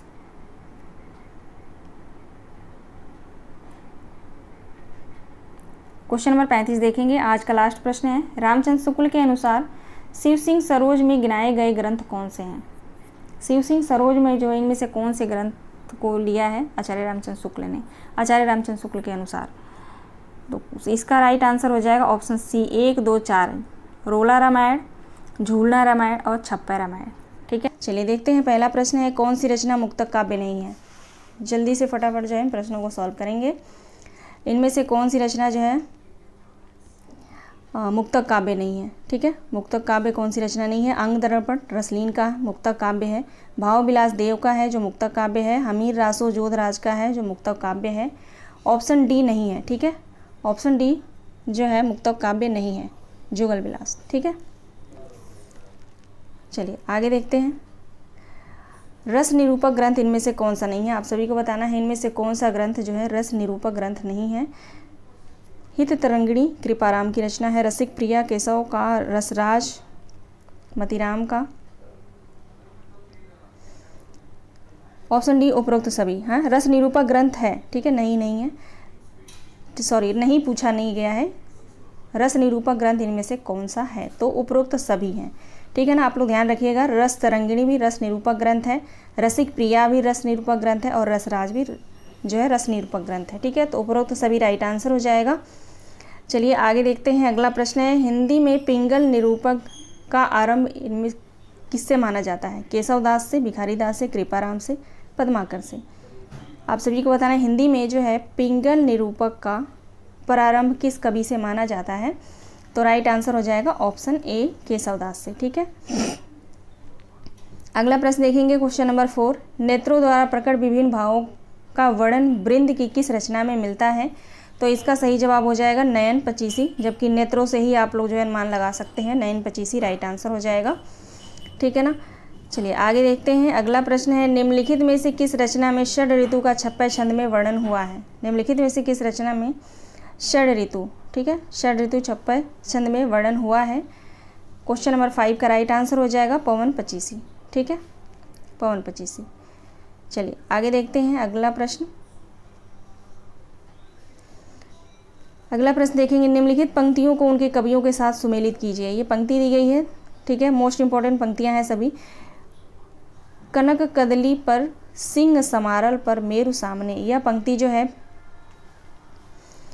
यह पंक्ति विद्यापति की है, ठीक है। नैन नचाए कहे मुस्काए लला फिर आइयो खेरन होली, ये पद्माकर की पंक्ति है। अतिसूदो स्नेह को मार्ग है, अतिसूदो स्नेह को मार्ग है, यह पंक्ति जो है घनानंद की हो जाएगा, घनानंद का हो जाएगा। और मोर पखा सिर ऊपर राखे गुंज की माल गले पहिराऊंगी, ये पंक्ति किसकी होगी, तो रस खान की, ठीक है। तो राइट आंसर ऑप्शन बी हो जाएगा, 3, 5, 1, 2 राइट आंसर हो जाएगा। 7, निम्नलिखित में से कौन से रीति सिद्ध कवि हैं, आप सभी को बताना है इनमें से कौन रीति सिद्ध कवि हैं, तो ज़्यादा टाइम नहीं लगाना है। क्वेश्चन नंबर 7 का राइट आंसर क्या होगा, रीति सिद्ध कवि बिहारी हो जाएंगे, ठीक है। राइट आंसर ऑप्शन बी होगा। चलिए आगे देखते हैं अगला प्रश्न, क्वेश्चन नंबर 8, इनमें से किस कवि ने लक्षण ग्रंथ नहीं लिखा है, आप सभी को बताना है इनमें से किस कवि ने लक्षण ग्रंथ नहीं लिखा है, तो बिहारी ने नहीं लिखा है, ठीक है। आगे देखते हैं अगला प्रश्न। अगला प्रश्न है, निम्नलिखित काव्य ग्रंथों को उनके रचनाकारों के साथ सुमेलित कीजिए। हित तरंगिणी जो है कृपाराम की रचना है, और प्रेम वाटिका रसखान की रचना है। मदनाष्टक रसलीन का है, और अंक, एक मिनट रुकिए, हित तरंगिणी कृपाराम की है, प्रेम वाटिका रसखान का है, और मदनाष्टक जो है रहीम की रचना है, और अंग दर्पण जो है रसलीन का है ना। ये राइट आंसर होगा ऑप्शन ए, 3, 4, 1, 2 राइट आंसर होगा। चलिए आगे देखते हैं, प्रताप शाही की रचना नहीं है, आप सभी को बताना है इनमें से प्रताप शाही की रचना कौन सी नहीं है। ऑप्शन सी, नवरस तरंग, नवरस तरंग जो है बेनी प्रवीण की है, ठीक है। नवरस तरंग जो रचना है वो बेनी प्रवीण की रचना है, ठीक है। तो राइट आंसर ऑप्शन सी हो जाएगा। आगे देखते हैं अगला प्रश्न, छत्र प्रकाश प्रबंध काव्य के रचनाकार कौन है। छत्र प्रकाश जो एक प्रबंध काव्य है, ठीक है, ये किसकी रचना है। क्वेश्चन नंबर 11 लाल कवि की रचना है, ठीक है। आगे बढ़ते हैं अगला प्रश्न। अगला प्रश्न है, निम्नलिखित में से कौन नीतिकार कवि नहीं है, आप सभी को बताना है इनमें से कौन नीतिकार कवि नहीं है। नीतिकार कवि कौन नहीं है इसमें से।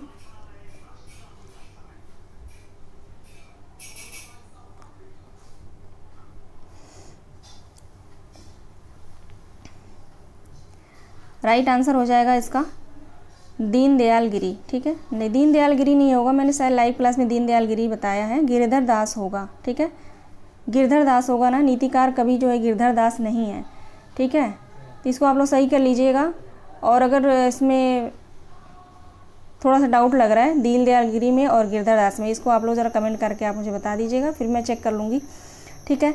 राइट आंसर वैसे इसका गिरधर दास होगा, ठीक है। नीतिकार कवि नहीं है पूछा गया है, तो रहीम तो हैं, गिरधर कविराज भी हैं, गिरधर दास नहीं है, ठीक है। राइट आंसर ऑप्शन डी होगा, ठीक है ना। चलिए आगे देखते हैं, निम्न में संगत बताइए। संगत बताना है, मंडन रसरत्नावली, मंडन कवि की रचना है रसरत्नावली, ठीक है। ग्वाल कवि की रचना है रसतरंग, श्रीपद की रचना है रस सागर, याकूब खां की रचना है रसभूषण, ठीक है। ये रस करके जो है रचनाएं हैं जो बहुत कन्फ्यूजन पैदा करता है, ठीक है। तो इसलिए मैंने इसको इकट्ठा यहाँ पे प्रश्न के माध्यम से मैंने आप सभी को ये प्रश्न से अवगत कराया है, ठीक है। ध्यान रखिएगा, रस रत्नावली जो है मंडन कवि की रचना है, रस रंग, रंग से याद रखिएगा ग्वाल, ठीक है। रंग किस पे चढ़ा, ग्वाल पे। रस सागर, सागर में कौन गया, श्रीपति, ठीक है। रसभूषण तो याकूब खां, उपरोक्त सभी राइट आंसर हो जाएगा, ठीक है। इस प्रश्न को आप लोग ध्यान रखिएगा, प्रश्न ऐसे जो कन्फ्यूजन वाले होते हैं वो उसको ज़्यादा पूछा जाता है। निम्नलिखित रचनाओं को उनके कवियों के साथ सुमेलित कीजिए। निम्नलिखित रचनाओं को उनके कवियों के साथ सुमेलित कीजिए। तो देखेंगे, छत्रसाल दशक जो है भूषण का होगा, कविकुल कल्पतरु जो है चिंतामणि का होगा, भाव विलास जो है देव कवि का होगा, इश्कलता जो है घनानंद का होगा। है ना। राइट आंसर ऑप्शन डी हो जाएगा। ऑप्शन डी नीचे होगा यहाँ पे, ऑप्शन डी 3 4 2 1 राइट आंसर होगा। ठीक है, इन प्रश्नों को मैं सॉल्व करा चुकी हूँ, इसलिए मैं जल्दी थोड़ा फास्ट करा रही हूँ। ठीक है, क्वेश्चन नंबर 15 देखेंगे। निम्नलिखित कवियों को उनके आश्रयदाताओं के साथ सुमेलित कीजिए। कौन से कवि किसके आश्रय में रहते थे ये देखना है, क्योंकि यहाँ से भी प्रश्न आ सकता है अगर रीतिकाल से प्रश्न उठाया गया तो। क्वेश्चन नंबर 15 का राइट आंसर ऑप्शन ए हो जाएगा। मतीराम जो है बूंदी राजा भाव सिंह के यहाँ थे, उनके आश्रय में रहते थे। और पद्माकर जो है नागपुर महाराज रघुनाथ राव के यहाँ, रत्नाकर अयोध्या नरेश प्रताप नारायण सिंह, और भिखारी दास प्रतापगढ़ अधिपति हिंदूपति सिंह। ठीक है, तो 3 4 5 1 सॉरी 2 4 5 1 2 4 5 1। ठीक है, चलिए आगे देखेंगे क्वेश्चन नंबर 16। क्वेश्चन नंबर 16 देखेंगे। जन्म काल के अनुसार निम्नलिखित कवियों का सही अनुक्रम क्या होगा। जन्म काल के अनुसार निम्नलिखित कवियों का सही अनुक्रम क्या होगा। Question number 16। क्वेश्चन नंबर 16 का राइट आंसर ऑप्शन ए हो जाएगा। पहले बिहारी आएंगे, चिंतामणि, भूषण, मतीराम, इनका जो है आप लोग जन्म याद रखिएगा। बिहारी का जन्म जो है यहाँ देखेंगे, बिहारी का जन्म 1595 और चिंतामणि का 1609 और भूषण का 1613 और मतीराम का 1617। ठीक है, तो ये हमारा राइट आंसर क्रम है, बिल्कुल पूछा जा सकता है। ठीक है, ज़्यादातर अगर रीतिकाल से प्रश्न आया तो नीति निरूपक ग्रंथ कौन से हैं। ठीक है, और जन्म को लेकर जो है, जैसे जो भी रचनाकार हैं इनके जन्म काल को लेकर प्रश्न ज़्यादातर पूछा जाता है। ठीक है, और कौन से रीतिबद्ध कवि हैं, कौन से रीति सिद्ध कवि हैं। ठीक है, और जो महत्वपूर्ण रचनाएं हैं उनसे, तो ठीक है उसी हिसाब से मैंने प्रश्न को लिया है। ठीक, चलिए देखते हैं अगला प्रश्न। कृपाराम द्वारा रचित नायिका भेद की सबसे पुरानी पुस्तक कौन सी है। तो हित तरंगिणी है। ठीक है, पूछा जाए अगर कृपाराम की रचना है ये हित तरंगिणी। ठीक है, अगर पूछा जाता है कृपाराम द्वारा रचित नायिका भेद की सबसे पुरानी पुस्तक तो हित तरंगिणी होगा। ठीक, आगे देखिए। नीति कवि दीनदयाल गिरी की रचना नहीं है। आप सभी को बताना है, नीति कवि जो है दीनदयाल गिरी की रचना नहीं है। अनुराग बाग, बैराग्य दिनेश, विश्वनाथ नवरत्न, छत्र प्रकाश। राइट आंसर क्या होगा। Question number 18। राइट आंसर छत्र प्रकाश हो जाएगा। छत्र प्रकाश जो है लाल कवि की रचना है। ठीक है, लाल कवि। चलिए आगे बढ़ते हैं, अगला प्रश्न देखेंगे। अगला प्रश्न है, अधर मधुरता कठिनता कूच तिछनता त्योर रस कवित्व परिपक्वता जाने रसिक नकौर। उक्त दोहे के द्वारा किस आचार्य कवि ने काव्य रसिक को परिभाषित किया है। इस काव्य रसिक को किसने परिभाषित किया है।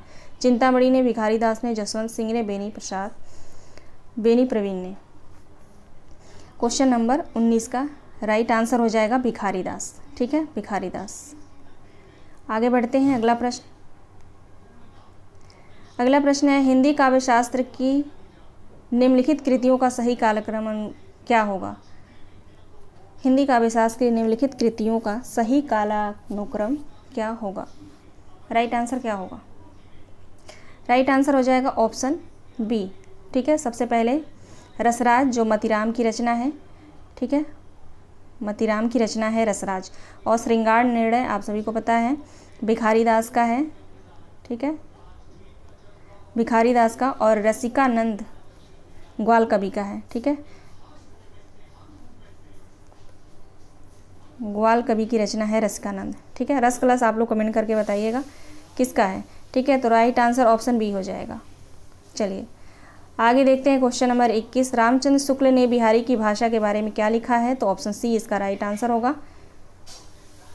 बिहारी की भाषा चलती होने पर भी साहित्यिक है, ये बिल्कुल सही है। ठीक, क्वेश्चन नंबर 22। जहाँ कलह तहाँ सुख नहीं, कलह सुखन को सूल, सभय कलह एक राज में, राज कलह को मूल। इस दोहे के द्वारा किस कवि ने अतीतकालीन चित्रवृत्ति का वर्णन किया है।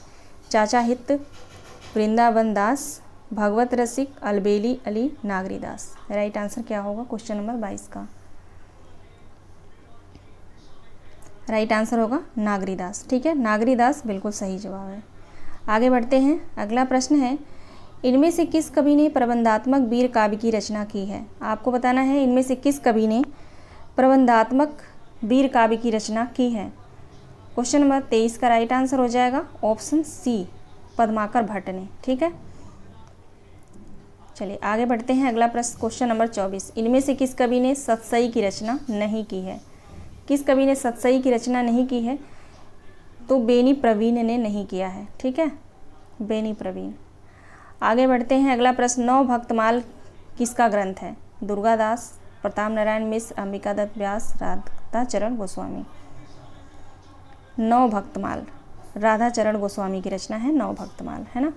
चलिए आगे बढ़ते हैं। अगला प्रश्न, बद्री नारायण चौधरी प्रेमघन की रचनाएं हैं। मोस्ट इंपॉर्टेंट प्रश्न है भारतेंदु युग से। ठीक है, सभी प्रश्नों को आप सॉल्व करिएगा। बद्री नारायण चौधरी प्रेमघन की रचनाएं इनमें से कौन कौन सी हैं? तो अलौकिक नहीं अलौकिक होगा। ठीक है, अलौकिक, लीला, बद्री नारायण चौधरी प्रेमघन की रचना है।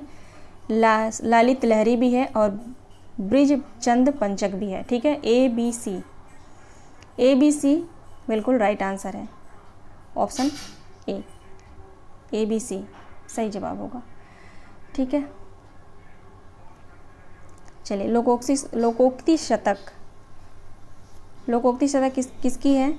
और देवयानी। ठीक है, ये दोनों रचनाएं किसकी हैं? आप लोग कमेंट के माध्यम से मुझे बताइएगा, ज़रूर कमेंट करिएगा आप सभी। ठीक है, क्वेश्चन नंबर 27 देखेंगे, भारतेंदु हरिश्चंद्र की रचना है। आप सभी को बताना है इनमें से भारतेंदु हरिश्चंद्र की रचना कौन सी है। क्वेश्चन नंबर 27 का राइट आंसर क्या होगा? मधुमुकुल, ठीक है, बेड़ी गीत और रिपुनाष्टक। ठीक है, ये तीनों रचनाएं जो है भारतेंदु हरिश्चंद्र की हैं।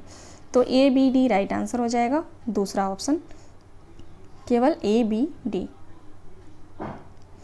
आगे बढ़ते हैं। अगला प्रश्न देखेंगे। अगला प्रश्न है, इनमें से किस कवि ने कालिदास कृत ऋतुसंहार मेघदूत का ब्रज भाषा में अनुवाद किया है? इनमें से किस कवि ने कालिदास कृत ऋतुसंहार मेघदूत का ब्रज भाषा में अनुवाद किया है? राइट आंसर क्या होगा? क्वेश्चन नंबर 28 का राइट आंसर क्या होगा?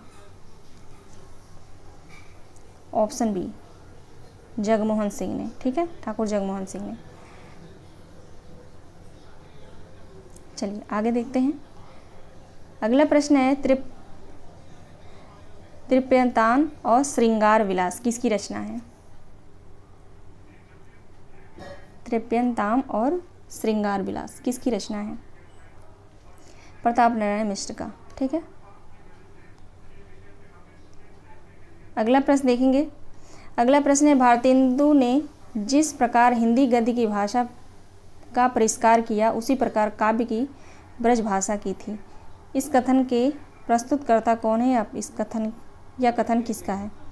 ठीक है, भारतेंदु ने जिस प्रकार हिंदी गद्य की भाषा का परिष्कार किया उसी प्रकार काव्य की ब्रज भाषा का थी। ठीक है, ये किसका कथन है? आचार्य रामचंद्र शुक्ल का कथन है ये। ठीक है, आगे बढ़ते हैं। अगला प्रश्न, भारतेंदु युग की परिसमाप्ति का सूचक क्या है? भारतेंदु युग की जो है परिसमाप्ति का सूचक यहाँ पे पूछा जा रहा है। राइट आंसर क्या होगा क्वेश्चन नंबर 31 का? तो ऑप्शन बी, सरस्वती पत्रिका कथा का प्रकाशन। ठीक है, आगे बढ़िए। अगला प्रश्न है, इन मुसलमान हरिजन पे कोटिक हिंदू वारिये, यह पंक्ति भारतेंदु की किस रचना से उद्धृत है? इन मुसलमान हरिजन पे कोटिक हिंदू वारिये, यह पंक्ति भारतेंदु की किस रचना से लिया गया है? क्वेश्चन नंबर 32 का राइट आंसर क्या हो जाएगा? उत्तरार्ध भक्तमाल।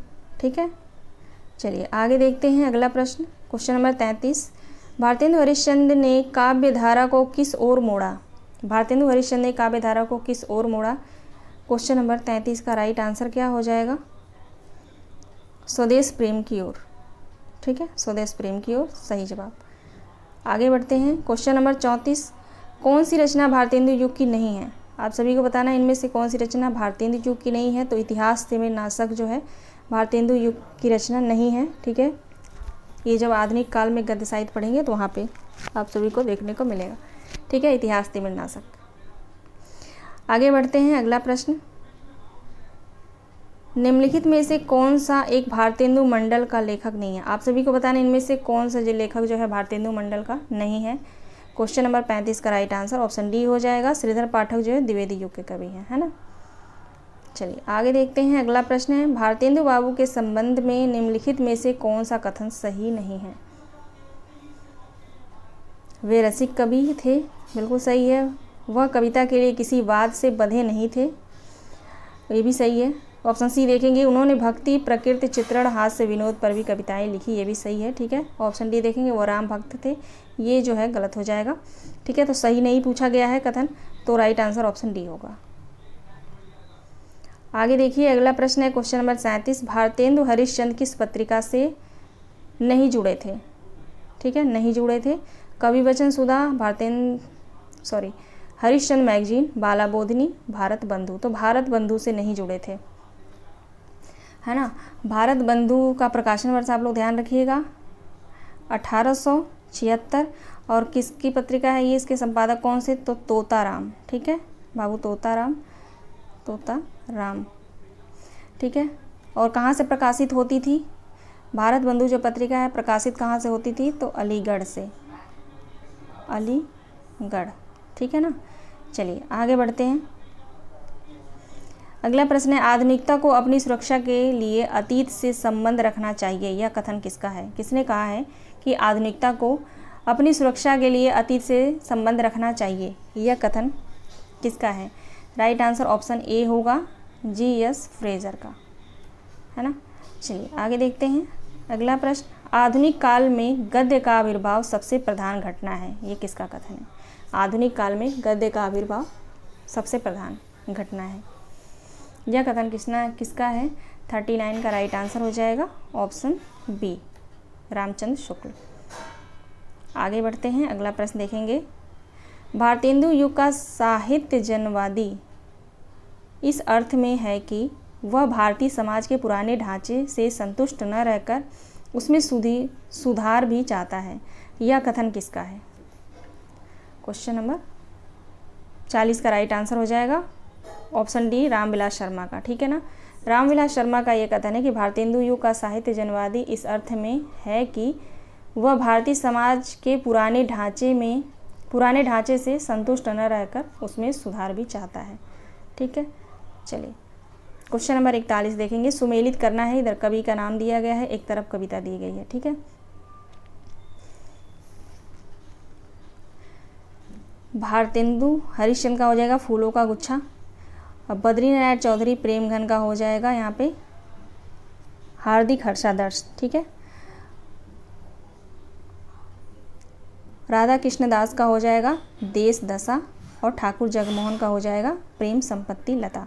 ठीक है, तो राइट आंसर 1 4 2 3 1 4 2 3 ऑप्शन ए बिल्कुल सही जवाब है। ठीक है ना। चलिए आगे देखते हैं।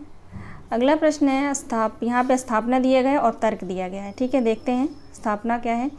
भारतेंदु ने हमारे जीवन और साहित्य के बीच के विक्षेप को दूर किया। तर्क है इसका, भारतेंदु ने कविता में नए विषयों का समावेश किया और रीतिकालीन परिवेश से मुक्त किया।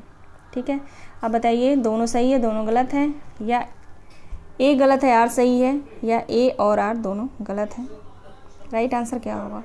क्वेश्चन नंबर 42 का दोनों सही है। ठीक है, ए और आर दोनों सही हैं। ठीक है ना। तो इन दोनों कथनों को आप लोग ध्यान रखिएगा। भारतेंदु युगीन काव्य प्रवृत्तियाँ, भारतेंदु युग की जो काव्य प्रवृत्तियाँ कौन कौन सी हैं ये बताना है। Question number 43। राइट आंसर इसका हो जाएगा ऑप्शन बी, केवल 1 2 और 3, यानी समाज की दुर्दशा का चित्रण, श्रृंगारिकता और व्यंग, ये तीनों हैं। ठीक है, 1 2 3 राइट आंसर होगा। चलिए आगे देखते हैं। अगला प्रश्न क्या है, हिंदी गद्य का ठीक परिष्कृत रूप पहल हरिश्चंद्र चंद्रिका में ही प्रकट हुआ, यह कथन किसका है? हिंदी गद्य का ठीक परिष्कृत रूप पहल हरिश्चंद्र चंद्रिका में ही प्रकट हुआ, यह कथन किसका है? 44 का राइट आंसर हो जाएगा आचार्य रामचंद्र शुक्ल का। आगे बढ़ते हैं। अगला प्रश्न, सुमेलित करना है। ठीक है, आनंद अरुणोदय किसकी रचना है? आनंद अरुणोदय किसकी रचना है? तो बद्रीनारायण चौधरी प्रेमघन का है। और प्रेम मल्लिका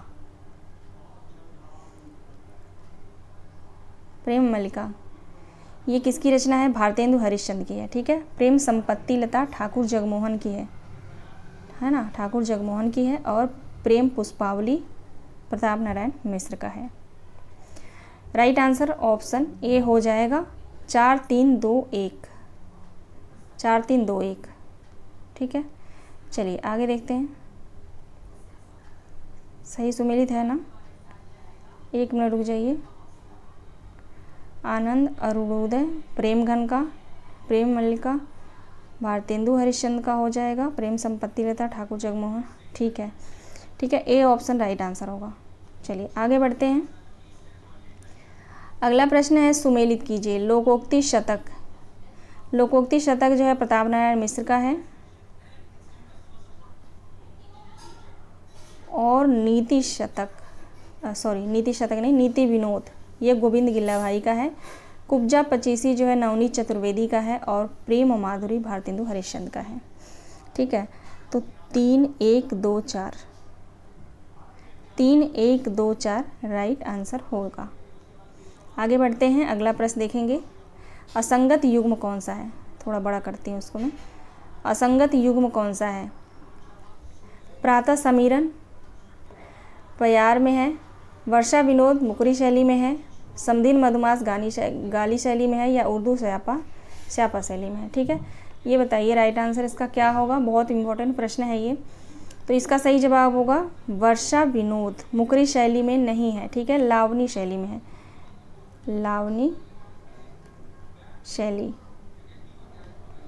लावनी शैली में है, ठीक है। चलिए आगे देखते हैं। अगला प्रश्न असंगत युग्म बताइए। इनमें से असंगत युग्म कौन सा है? रानी छदम लीला प्रबंध गीत काव्य है ये। विजयनी विजय वैजयंती एक निबंध काव्य है। बंदर सभा पैरोली शैली में है। नए जमाने की मुकरी गाली शैली में है। बताइए। तो ऑप्शन डी सही हो जाएगा ना। नए जमाने की मुकरी जो है गाली शैली में नहीं है, मुकरी शैली में है, ठीक है, मुकरी शैली, ठीक। चलिए आगे बढ़ते हैं। असंगत युग्म बताना है। असंगत युग्म कौन सा है? समस्या पूर्ति प्रकाश दुर्गादास का है। समस्या पूर्ति सर्वस अंबिका दास व्यास का है। समस्या पूर्ति प्रदीप गंगाधर द्विजगंग का है। समस्या प्रकाश द्विजगंग का है, ठीक है। तो ये समस्या पूर्ति समस्या प्रदीप बहुत कन्फ्यूजन करता है, तो इसको आप लोग ध्यान रखिएगा। क्वेश्चन नंबर 49 का राइट आंसर यहाँ पे हो जाएगा ऑप्शन सी समस्या पूर्ति प्रदीप। ये जो है गंगाधर द्विजगंग का नहीं है, ठीक है, गोस्वामी गिल्ला भाई का है। गोविंद गोस्वामी कह रही हूँ, गोविंद गिल्ला भाई का, ठीक है, गोविंद गिल्ला भाई, ओके, ठीक है ना। तो ऑप्शन सी राइट आंसर होगा। बाकी सभी सही हैं, ठीक है। समस्या पूर्ति प्रकाश दुर्गादास व्यास का है। और समस्या पूर्ति सर्वस्व, ठीक है, ये किसका है? अंबिका दत्त व्यास का। और समस्या प्रकाश जो है द्विजगंग का है, ठीक है। असंगत युग्म बताना है। इसमें असंगत कौन सा है? क्वेश्चन नंबर 50 का राइट आंसर बताएंगे आप सभी क्या होगा।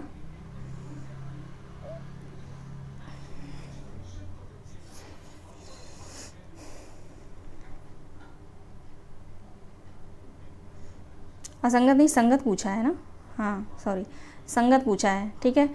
तो इसका राइट आंसर हो जाएगा ऑप्शन ए अधमोद्धार शतक जो है दुर्गा दत्त व्यास का है। ये बिल्कुल संगत है। बाकी तीनों ऑप्शन जो असंगत है, ठीक है। चलिए यहाँ पे देख लेते हैं। नव भक्तमाल जो है गुलाब सिंह का नहीं है, किसका है? तो राधा चरण गोस्वामी का, ठीक है, राधा चरण गोस्वामी। और प्रेम सतसई दिवाकर भट्ट का नहीं है, तो किसका है? गुलाब सिंह का है, ठीक है, ये गुलाब सिंह का है, गुलाब सिंह, ओके। पंचरत्न गंगाधर का नहीं है, किसका है? नर्मदेश्वर प्रसाद सिंह का है, ठीक है, नर्मदेश्वर प्रसाद सिंह का, ठीक है। तो ये राइट आंसर संगत पूछा गया है, तो यहाँ पे ए ऑप्शन बिल्कुल सही होगा। और इन तीनों का मैंने संगत जो है यहाँ पे बता दिया, कि किस रचना के रचनाकार कौन है, ठीक है। तो इसको आप लोग ध्यान रखिएगा, ठीक है। चलिए एक क्वेश्चन और है, देख लेते हैं। संगत युग्म कौन सा है, इसमें बताना है संगत युग्म कौन सा है। ऑप्शन ए देखेंगे, मेरे तो साधन एक ही जगनंद लला वृषभान दुलारी, ठीक है। ये सेवक का, यहाँ पे सेवक का नहीं है तो ये गलत हो जाएगा, ठीक है। अभी देखिए क्या दशा हो देश की, ये जगमोहन का नहीं है, ये भी गलत है, ठीक है। हिंदुस्तान प्रताप नारायण मिश्र का है, ये सही है, ठीक है। ऑप्शन डी देखेंगे, धन्य भूमि भारत की उपजावन, है ना, तो ये जो है भारतेंदु की नहीं है, बिल्कुल गलत है, ठीक है। तो राइट आंसर संगत पूछा गया तो ऑप्शन सी संगत होगा, ठीक है। अब असंगत क्यों है बता देती हूँ मैं, यहाँ पे देखेंगे।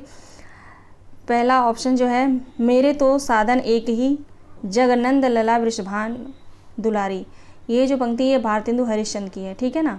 और बी, अभी देखिए क्या दशा हो देश की, तो ये ठाकुर जगमोहन का नहीं है, प्रताप नारायण मिश्र का है, ठीक है। आप लोग ध्यान रखिएगा। और देखेंगे डी, धन्य भूमि भारत की उपजावन, ये जो है बद्री नारायण चौधरी प्रेमघन का है, ठीक है।